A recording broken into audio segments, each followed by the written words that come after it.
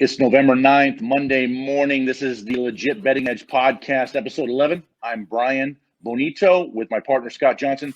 Scott, it's Monday. What's up? How are you? Well, as an Arizona football fan, I'm devastated this weekend. Arizona State blowing a 13-point lead in the last 4 minutes, and then, the Cardinals just gagging yesterday. I mean, Miami, good team, don't get me wrong, but Arizona is just beat up on that back end, and Tua took advantage of it, and Zane Gonzalez hit a fat wedge on that last kick, so they lost to the Dolphins. So as a fan, not very good, but everything, college had a good weekend. NFL had a good weekend. Just lost my big bet with Tampa Bay. Don't know if they knew the game started yesterday or not, but they pretty much got their doors blown off. They did. Tom Brady. Well, here's what I think. I think AB, not because he was a distraction. I think he screwed up their offensive continuity just because they were trying to get involved early. And I just think that the Saints, going from being a favorite, now they're an underdog, underestimated. They go in and they're executing. And I thought maybe the Tampa Bay team in general thought Tom Brady and AB were going to be superheroes and put up 80, and then they forgot to stop the Saints from getting rolling. So I think the defense and the offense did poorly.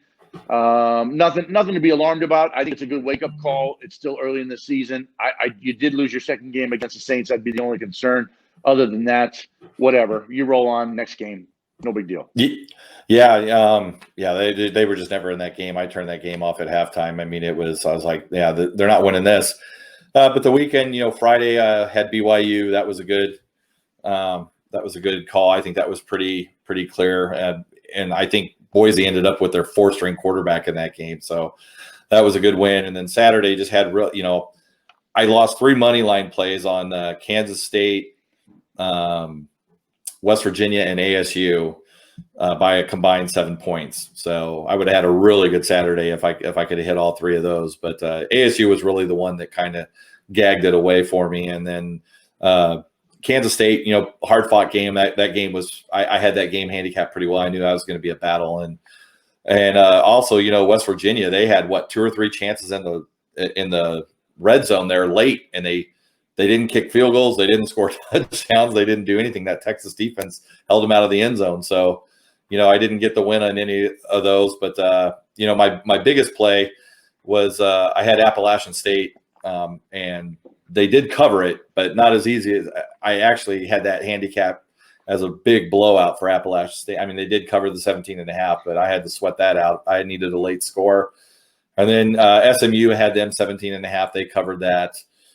So pretty good day. Had the over in the Oklahoma game. I thought that they might cover that themselves, and they pretty much did. They won that 62-9. And Penn State, Maryland, what in the world happened there? I mean, I ended up taking the over in that game. I stayed off the side, but Penn State, man, they just did not show up. Their quarterback was struggling that whole game. Yeah, I liked Penn State in that game. Obviously, I think we need to have a grudge match, Jim Harbaugh against James Franklin, and then see who's the worst coach in the Big Ten right now. For me, we'll go back to Thursday. We had Colorado State outright Thursday. Friday, I had the under in the San Jose State game. Also played San Jose State plus the points. I like that. Saturday came back. My primary play, which was my play of the day, was Coastal. I had him on a teaser also with Florida, so I wound up winning that. But I lost it by 1 point. Listen, too many turnovers around the 7-yard line at the end of the game. That's football. That is the definition. Yep. Should have got covered, didn't get it, and that's just the way it goes. Sunday, come back with Buffalo Bills, blow them out. Real good day there. So I can't complain. It is what it is, and turnovers are part of the game. Refs will step in and ruin it too. And that's why teasers come in play. We talk about teasers quite a bit here. I will say this, though. Looking back at yesterday, which was Sunday, looking at Pittsburgh, had to come back. Roethlisberger went out. What was going on there? Holy moly. Yeah, and it was – here's what I say, though. I often talk about, a team trending upward or downward. After Pittsburgh played the Ravens, they're in a letdown spot. Now, we're talking about the Cowboys here. And here's what I think, though. Cowboys, I think, have a bye this week, if I'm not mistaken.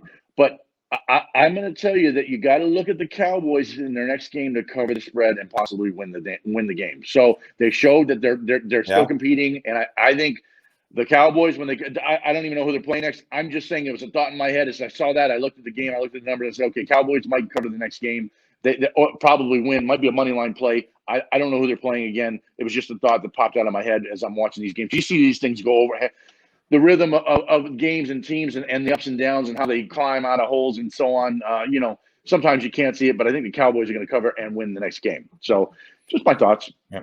And then another look ahead game in the NFL that I'm kind of interested in is Saints. They're coming off this big blowout over Tampa Bay, and they're going to go to Carolina. And Carolina played a tough game against Kansas City. They were in that game. They had a chance to win that game. So it'll be interesting to see. I'm curious to see where I haven't looked. It's Monday morning, so I haven't even looked at look ahead lines or anything like that. I guess I could look and see where that's at. But that's going to be an interesting game to look at. Are the Saints going to just start rolling here, or are they due for a letdown? I mean, is Carolina overvalued? I thought Carolina was over. I mean, I didn't think Carolina would. I thought they would cover that game yesterday. I really did. And then another game that I couldn't pull the trigger on yesterday was Jacksonville. I looked at that game all night Saturday. I looked at it all Sunday morning, and I kept looking at it. I kept going back to it. And I'm like, they're going to stay inside the 7 here. They're not, I don't know if they can win the game, but they're going to stay inside. And I talked myself out of it. I went away from it. And late in that game, it looked like, okay, I did a good thing here. They're down by 8 and he missed that extra point. And I'm like, that's Jacksonville for you. I would have missed this by a point, but then they score late to cover that 7. So, I just didn't trust Jacksonville. I stayed off that game. I would have covered that game. But, those are the things when you're just looking at numbers and you're looking at games and you're looking at the way teams are playing. It's sometimes you got to trust yourself. Sometimes you trust your instinct. My instinct was Jacksonville was going to cover that 7. I love that. That was one of my favorite plays yesterday, and I could not pull the trigger on that game. That's tough, and it is. Look, it's tough pulling the trigger on the Panthers because the Chiefs are a juggernaut right now. I think Mahomes is now front runner for the MVP race. I think he really is. After Russell Wilson and Tom Brady had terrible days, I believe that right now. I will say this though, teaser Vikings Texans yesterday when the points are just like over the 3, the Vikings were playing. I felt like the Vikings were going to win that game. I felt like the Texans were going to win. I did play the Texans straight, but I had them also connected on a teaser. You lose one, you pick up the other. That's why teasers come in handy. Yep. When points. It's crazy in the NFL. So I love 2-team teasers. I think they're great. I think they're a great equalizer, even though you're paying -120. But if you got to beat on a game, throw it on a teaser, add your other best game, and just roll with it. I always say that, and I think there's a great, even Crackerberger, he says it. Teasers are great, and so I roll with that. And 2-team teasers -120. That's a small price to pay for getting the points that you like. Especially, with the Vikings line was inflated. I think it was at 5 when the game went off, and I'm thinking, are they going to win by 7? And they did. They blew out the Lions, but Texans. I knew they were going to win that game, regardless. They're going to win the game, and so you take that all the way down to a half point. So it's something like that where you get. Is it free money? It's not free money. Obviously, the games have to be played, but it's pretty close to it. Yeah, and then you had Saturday night. Notre Dame won a big game against Clemson, so it'll be interesting to see. That. Yeah, it'll be interesting to see how that, how this college football is going to play out. I'm an ASU guy. I thought if we beat USC, that was our toughest game on the schedule. I knew that, it's an uphill climb for ASU or a Pac-12 team to get into the playoff.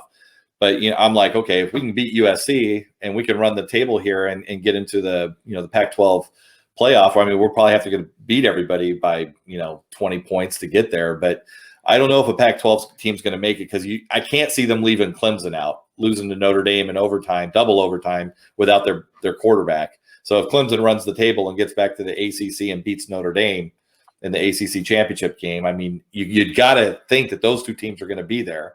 Alabama looks like they're going to be there. So where does the 4th team come from? I don't know where they're going to bring that 4th team in. And BYU looked really good. I know Boise State with their quarterback. BYU looks strong right now. Yeah, but BYU up front on that offensive line and defensive line, they look tough. So it's going to be interesting to see how this playoff plays out here. So, like I said, if Clemson comes back and beats Notre Dame and beats them pretty handily, do they leave Notre Dame out of it? I don't know. I don't know how you do that when they beat Clemson, but they might. I know that the committee loves Alabama, loves Clemson, loves the SEC. So, Georgia, they're done. They got whooped by Florida. Yeah, So that loss for Florida now at A&M, man, that's going to be, I don't know. I don't know that they can get in there either. So, yeah, it's going to be fun to watch the college playoff play out. We talked about Brian Kelly having to win that game. Yep, I thought that they had a good chance of covering that spread. They went up winning outright. I didn't bet the game. We talked about it on the podcast. And so, Brian Kelly, he acquitted himself. Look, Trevor Lawrence is in there. Obviously, Notre Dame has no shot in that game, I think. So, but yeah, they did win that game. And you're right. When Trevor Lawrence comes back, COVID's crazy, but will BYU get the benefit of being 8-0 and starting early and on time and basically punishing opponents left and right, whoever's on their schedule. That'd be something to be aware of, especially if you look in the Pac-12 and the Big 12 right now. Every team's got a loss, right? So what do you do? I don't envy it. I think someone will get screwed. Do I think Clemson deserves to be in? We'll see. We'll see. They're a strong team. Does Alabama's undefeated, they're going. I mean, it's just not. It's not a question. Yeah. So and USC is not going to run the table. I watched that game, and USC is not all that. They are not that good. I mean, ASU just gave that game away. I mean, they dominated that game. They, that the defense was extremely physical. They just made. Herm said it perfect in his press conference. You got to make plays at the end there. I mean, USC made the play that scored that winning touchdown. We had two guys on. It was just a great throw and a great catch. We can't get the onside kick. And then we jump off sides and they get that tip touchdown. Yeah. So, we couldn't close it out. But, I mean, ASU dominated that game. So, talent-wise, I think, USC's not – I mean, they might run the table because I think the South is pretty soft this year. I mean, Utah's probably the toughest game that either one of these teams are going to have.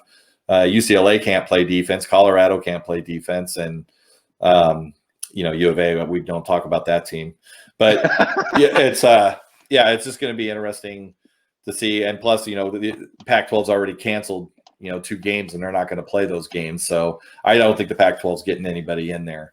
So, Chip Kelly starts out way behind, tries to make a comeback against Colorado. I was talking to somebody from Oregon watching that game that night, and in one of the bars out here, and they feel bad for Chip Kelly and just how far he's fallen. They were talking about Phil Knight when the Oregon Ducks were beating the Stanford Cardinal on Saturday night. So, yeah, tough stuff, and we'll see how it plays out there. That was week 1, and games get canceled. Kind of move on. Back to the NFL, though. We got a game tonight. Let's chat about that. All right. Yeah, so you got New England playing the Jets. New England favored by 10, and the under – I actually said on Twitter, I'm like, I'm not touching this game. I'm not even going to look at it. But, I that's a lie. I always look at it. And New England, I think that's a massive amount of points for that. I mean, the Jets played tough against Buffalo, and Buffalo's, I think, a better team than New England. I mean, New England, I don't know what New England's doing right now. I don't know what path they're on. I mean, I can't see Belichick ever just like giving up and giving a game away, but they've looked lifeless the last couple of games, New England has. And I mean, the Jets played, they might have played their best game last week. They played really good on the defensive side, but now, Darnold's out again. I think Flacco's playing tonight. So I don't know how much the Jets can do to move the ball. And, Cam Newton's just been terrible this year. I mean, the only really good game he had all year was against Seattle, and everybody has a good game against Seattle as we're seeing. So, the under looks really good in this game. I don't know. I don't think they can combine for 40 points in this game. And I don't know. What do you think? Do you think the Jets could win this game? I mean, I'm looking at it, and I don't want to make a play here. I want to stay off of this game. But the more I'm looking at that 10 staring me in the face, I don't think New England can cover this 10. Well, here's what I think. I think, the Jets had an okay showing against Kansas City just because they did. Maybe Kansas City wasn't focused early. They played Buffalo when Darnold got back, played pretty hard because they were motivated. I just think this. When you bring Flacco back in because Darnold went down again, what's the morale in the Jets locker room? Even if you did play Kansas City close last week, Now, so conversely, New England, after seeing Tom Brady shit himself yesterday, are like, man, okay, Belichick's Yeah. like, hey, let's get back on the map here. Fuck these. Oh, excuse me. Like screw this. Let's Beep. let's get in here and let's play some defense. Let's shut these guys down. Let's put some points up.